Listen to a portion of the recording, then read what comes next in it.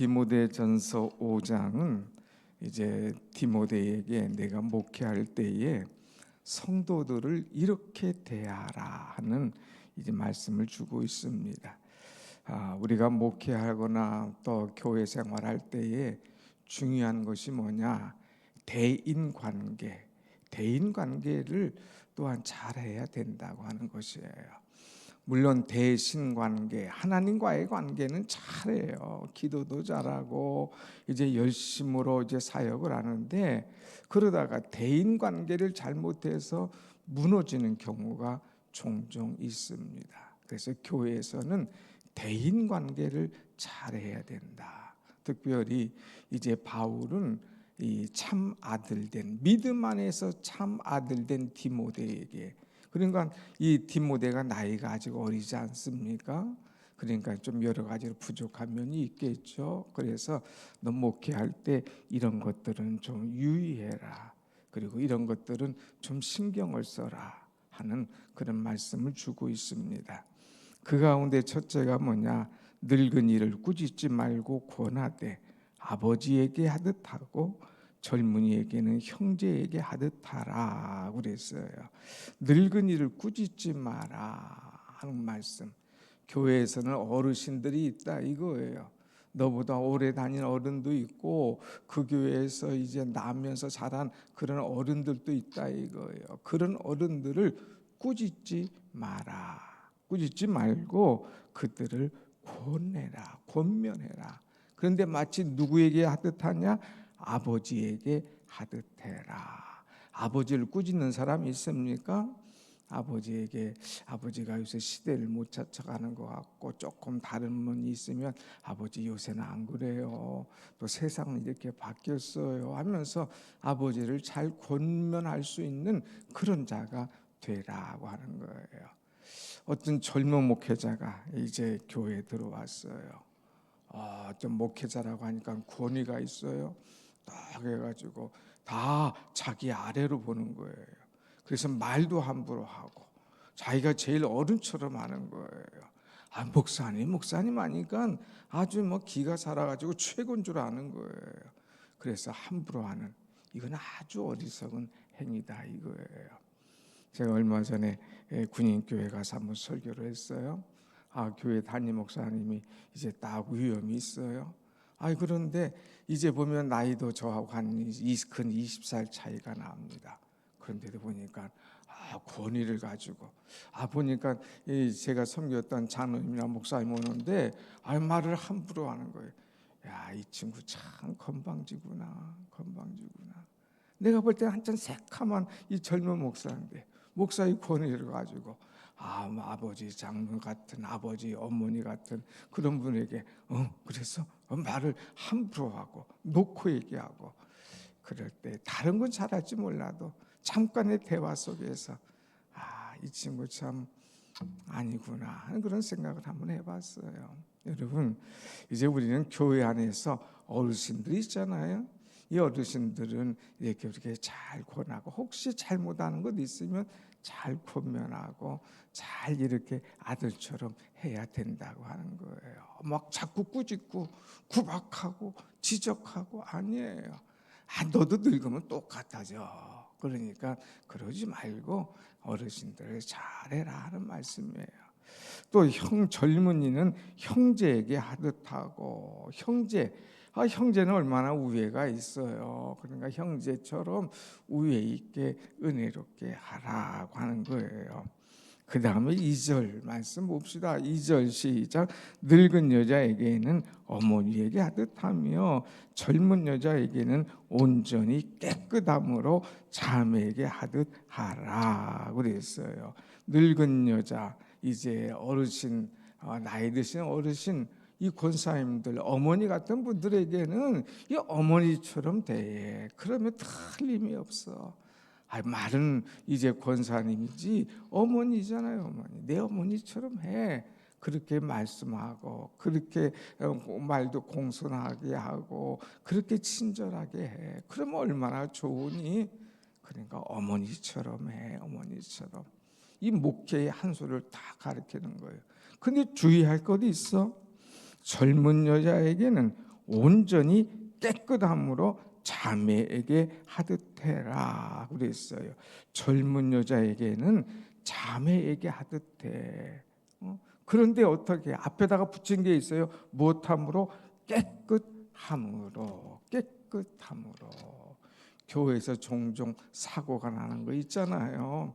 젊은 여인들에게 이제 자매에게 하듯이 깨끗하게 해. 그렇지 않으면 인간인지라 문제가 생길 수가 있어. 그러니까 자매에게 하듯 깨끗하게 대하는 그런 존재가 되어라 하는 말씀을 주고 있습니다. 목회 잘하다가 이것 때문에 넘어지는 경우가 있어요. 그러니까 넘어지지 않도록 자매에게 하듯이 깨끗함으로 해라는 거예요. 그 다음에 3절 보면 참 과부인 과부를 존대하라. 지금 3절부터 쭉 저기 16절까지는 과부에 대한 이야기를 많이 하고 있어요. 그런데 여기 오늘 과부를 보면 일반 과부와 참 과부를 조금 구별해 놨습니다. 여기 참 과부인 과부를 존대하라 그랬어요. 과부인데 이제 남편이 어떻게 이제 헤어지거나 죽거나 했다 이거예요. 그랬는데 이 여기 자녀들이 있고 또 이제 자녀들이 부모를 공양할 만한 그런 사람이 있는가 하면 이제 남편도 죽고 자녀들도 없거나 살 형편이 안 돼서 이제 어렵게 사는 사람들, 그런데도 주 안에서 믿음을 지키고 은혜로 사는 사람들이 있으면 그 사람들을 존대해줘라.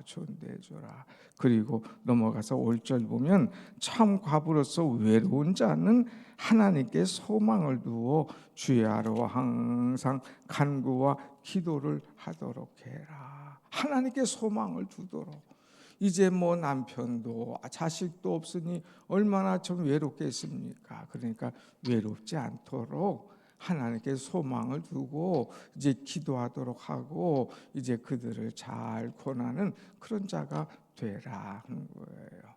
이제 고아만 돌아보지 말고 참 과부, 의지할 데 없고 외로운 과부가 있으면 그들을 돌아보라. 그리고 그들에게 소망을 주라 하는 말씀을 주고 있습니다.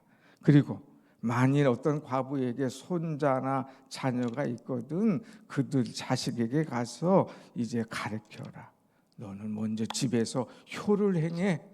너 아버지가 없어도 엄마가 얼마나 너를 키우느라고 애를 쓴 줄 아니? 다른 엄마보다 네가 배나 존경하고 배나 잘해야 돼 하면서 이제 자녀들에게 어머니에게 참 효를 할 수 있도록 어머니에게 보답할 수 있도록 이런 거를 잘 가르쳐라 하는 그런 메시지를 주고 있습니다. 그러면서 이제 17절로 넘어갑니다. 17절 보면 같이 한번 봅시다. 17절 시작. 잘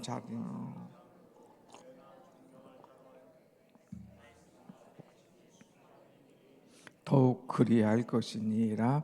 아멘. 여기 보면 장로 하면 이건 감독이죠. 목회자나 장로인데 잘 다스리는 장로들은 배나 존경해라. 배나. 그래서 내 교회 안에서 이 잘 가르치면 배나 존경해.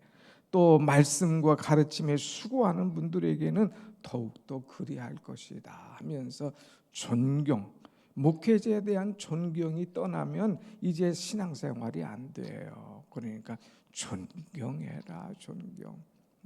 그래서 잘 가르치는 목회자에게 또 말씀에 가르치는 목회자에게 존경해라. 18절 시작. 성경에 일렀으되 곡식을 밟아 떠는 소의 입에 망을 씌우지 말라 하였고 또 일꾼이 그 삭슬 받는 것은 마땅하다 하였느니라 그랬어요. 일하는 소에 이제 망을 씌우지 마라. 일은 열심히 시켜놓고 입에다가 그냥 망을 세워놓고 안 먹인다면 이건 주인이 잘못된 거야. 또 일꾼이 그 열심히 일을 해놓고 삭슬 안 준다? 이 주인은 잘못된 거야. 그러니까 열심히 일을 시켰으면 삭슬 마땅히 줘.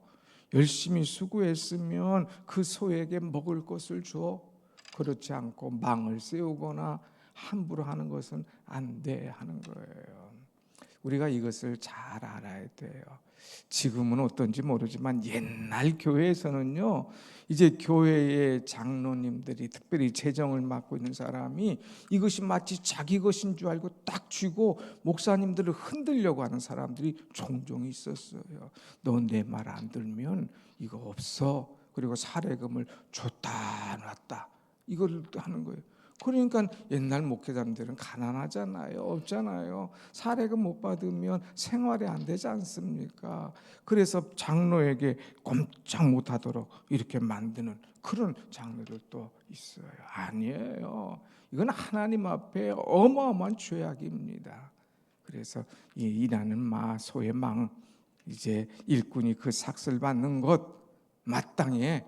그러니까 함부로 이런 것 하지 마. 이건 내 돈이 아니야. 함부로 할 것이 아님을 분명히 하고 있습니다.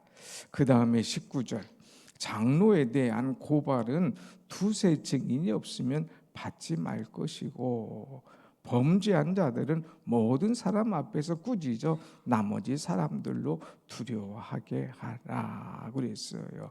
고발, 교회에서 고발 고소 사건이 종종 일어나는 경우가 있다 이거예요. 그런데 이렇게 고발하는 이런 일 함부로 행하지 말고 또 증인이 없으면 그거 받지도 마라 이거예요. 이거 좋아하는 사람은요 항상 해요. 누구 고발하고 고소하고 교회에서 이런 일이 있으면 진짜 복잡해진다 이거예요. 그러니까 고발하고 고소하는 것 이거 있어서도 안 되고 여기에 가담해서도 안 되는 거예요. 또 혹시라도 범죄한 사람들이 있으면 모든 사람 앞에서 꾸짖어야 돼. 이게 당신 잘못됐다 이거예요. 왜 그런 욕심을 버리느냐 이거예요. 그리고 그들이 회개하도록 만들고 청산하도록 해야지 그렇지 않으면 교회가 뒤집어진다는 거예요. 고소 고발 문제 잘못된 자에 대해 어떻게 할 것인가 하는 거예요. 그 다음에 21절 하나님과 그리스도 예수와 택하심을 받은 천사들 앞에서 내가 엄히 명하노니 너는 편견이 없이 이것들을 지켜서 아무 일도 불공평하게 하지 말며 그랬어요. 여기서 내가 엄히 명하노니 그랬는데 앞에 붙인 게 있어요. 하나님과 그리스도 예수와 택하심 받은 천사들 앞에서 내가 엄히 명하노니 너 목회할 때 이거 철칙으로 여겨. 너 사람들을 가르칠 때 철칙으로 이걸 여겨. 그러면서 그게 뭐냐? 이제 너는 편견이 없이 해라. 편견. 혹시라도 누가 고소고발 사건이 들어오면 편견이 없이 딱 판단해야 돼. 교회 안에서 누구에게 편을 들어주지 마. 이 사람 이쁘다고, 이 사람 이제 나에게 잘한다고 편견 두지 말고 똑같이 해. 그래서 이것들을 지켜서 아무 일도 불공평하게 하지 마. 항상 공평하게 누구나 똑같이 공평하게 대할 것을 우리에게 말씀하고 있죠. 그래서 우리는 교회 안에서 편견이 없이 공평하게 하라. 또 22절 보면 22절 같이 봅시다. 시작. 아무에게나 경솔히 안수하지 말고 다른 사람의 죄에 간섭하지 말며 내 자신을 지켜 정결하게 하라 그랬어요. 아무에게나 경솔히 안수하지 말며 안수 이거는 목회자에게 감독하게 준 하나님의 특별한 이제 일이다 해가지고 안수하는데 아무에게나 경솔하게 안수하지 마라. 여기 보면 경솔하게 막 그냥 경솔하게 안수 이거 문제가 될 수 있어. 그 신중하게 행해. 하나님의 은혜가 있을 때에 하나님께서 명하실 때에 이제 해야지 함부로 경솔하게 안수하지 마. 나중에는 그 안수 자체도 그냥 가볍게 여겨지는 거야 이거야. 경솔하게 하지 마. 또 특별히 다른 사람의 죄에 간섭하지 말고 끼어들지 마. 괜히 끼어들다가는 네가 다 덤탱이 쓰니까 끼어들지 말고 특별히 내 자신을 지켜서 정결하게 해. 너 자신을 지켜. 그래야지 내 자신도 못 지키면서 자꾸 남의 집에 간섭하고 남의 집에 간섭하고 죄에 간섭하다가는 오히려 큰 어려움 당하니까 내 자신이나 잘 지키고 정결하게 하라고 하는 거예요. 그 다음에 오늘 우리에게 또 주는 말씀이 있죠. 23절 시작. 이제부터는 물만 마시지 말고 내 위장과 자주 나는 병을 위하여는 포도주를 조금씩 쓰라 그랬어요. 자, 이 당시에 참 사람들은 기도한다고 채식주의자들이 많아요. 고기도 안 먹어요. 채소만 먹어요. 또 이제 목회하다 보면 여러 가지 문제가 많잖아요. 막 이제 목회하시는 분들이 위가 안 좋은 경우가 있고 간이 안 좋은 경우가 있어요. 왜 그런 줄 아시잖아요. 한두 명이 교인이 아니잖아요. 한두 명의 문제가 아니잖아요.